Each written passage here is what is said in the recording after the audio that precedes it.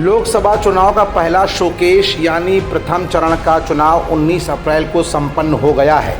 ऐसे में लगातार सभी दल अपने अपने प्रत्याशियों की घोषणाओं की सूचना जारी कर रहे हैं। तो वहीं अब मायावती ने ना ही तो इंडिया गठबंधन से समझौता किया था और ना ही एनडीए गठबंधन से।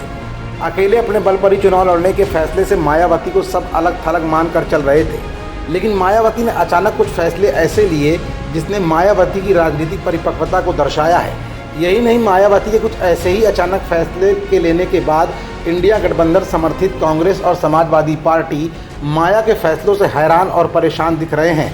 तो वहीं मायावती पर अब तक बीजेपी की बी टीम का आरोप लगने का भी पटाक्षेप मायावती ने बुरी तरह से कर डाला है।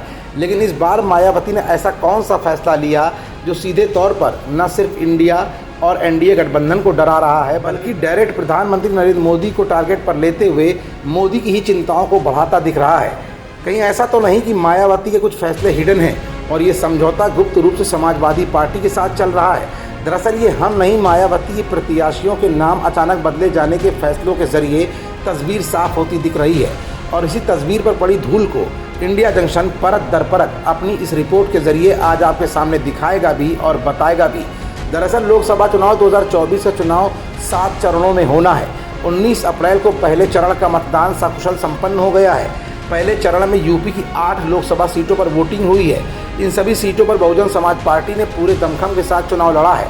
बसपा इस चुनाव में अकेले अपने दम पर चुनाव लड़ रही है। इसी क्रम में बहुजन समाज पार्टी ने 11 लोकसभा सीट पर अपने उम्मीदवारों की घोषणा कर दी है। लेकिन इस बार मायावती ने जारी की इस लिस्ट में फिरोजाबाद और वाराणसी सीट पर प्रत्याशी बदल दिए हैं, जिसे राजनीतिक जानकार मायावती की अगली स्ट्रेटजी के रूप में देख रहे हैं। बहुजन समाज पार्टी ने हरदोई लोकसभा सीट से एमएलसी भीमराव अंबेडकर को उम्मीदवार बनाया है, जो कि सुरक्षित सीट थी, जबकि संत कबीर नगर सीट से मोहम्मद आलम को प्रत्याशी घोषित किया गया है।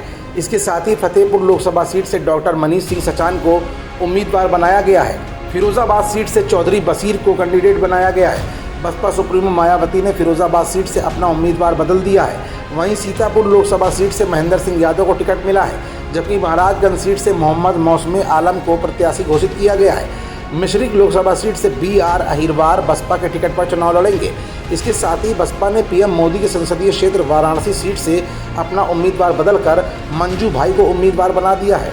शुक्रवार को जारी 6वीं लिस्ट में सैयद नियाज अली उर्फ मंजू भाई को वाराणसी से प्रत्याशी बनाया गया है। वहीं मछली शहर सीट से कृपाशंकर सरोज को उम्मीदवार बनाया गया है। इसके अलावा भदोही लोकसभा सीट से अतहर अंसारी को प्रत्याशी बनाया गया है, जबकि फूलपुर लोकसभा सीट से जगन्नाथ पाल को चुनावी मैदान में उतारा जा रहा है। मायावती धड़ाधड़ अपने प्रत्याशी समाजवादी पार्टी की तर्ज पर ही बदल रही हैं। कुछ ऐसा ही फैसला अखिलेश यादव ने भी तमाम सीटों पर लिया था, जिसमें मुरादाबाद से ST हसन का टिकट काटकर अन्य प्रत्याशियों को दिया गया, जिसकी बगावत भी अखिलेश यादव के सामने आई थी। और अब मायावती अखिलेश की तर्ज पर ही चलकर कहीं ना कहीं भाजपा के वोट बैंक में सेंधमारी करने की तैयारी में है, और जिसका सीधा फायदा अखिलेश यादव को भी मिलता दिख रहा है। मायावती के इस फैसले ने फिलहाल ये तो साबित कर दिया है कि मायावती बीजेपी की बी टीम नहीं, बल्कि बीजेपी के खिलाफ सीधे तौर पर खड़ी हैं, और उनकी नज़र 2024 के लोकसभा चुनाव पर नहीं, बल्कि 2027 के विधानसभा चुनाव पर अपने कोर वोटर को अपने साथ लाने की है।